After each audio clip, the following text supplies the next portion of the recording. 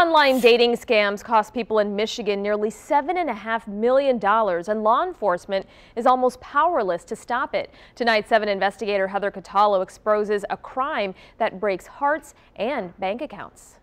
I was a captain, and then these are the medals that I actually had. A former Air Force intelligence officer. The Meritorious Service Medal and the Joint Service Commendation Medal. Trained to keep national secrets. I worked a lot with customers that would come in and have checks that were sent to them. A former bank executive. It turned out they were scammer checks. Trained to detect fraud. It's not what you know, it's what your heart's telling you. And I don't know, you can't turn your heart off sometimes. This woman fell head over heels for a romance scam.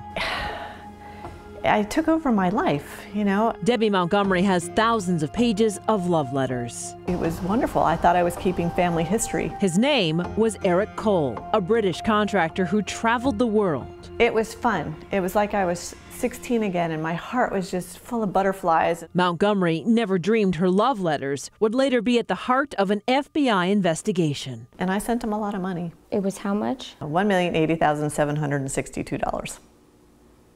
That's a lot of money. That's actually not the first 7-figure loss that I've heard of. According to the FBI, Americans lost more than $1.3 billion in 2016 in romance scams. It's very much like a business. There are bigger operations that are almost call center-like, where you have individuals in rows and lines of computer monitors that are doing nothing but, sending out these messages in hopes for a response and a reply.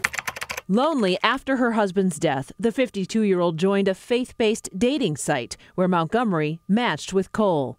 After weeks of living in eHarmony, Cole asked for help. It was maybe $40. It wasn't very much. As Montgomery's heart grew, so did Cole's requests. Yes, I fell in love with the idea of this man. 2 years and $1 million later, Cole confessed. It was really just a scam. His name was Joseph, and he lived in Nigeria. Inside, I was just dying. I was hurting.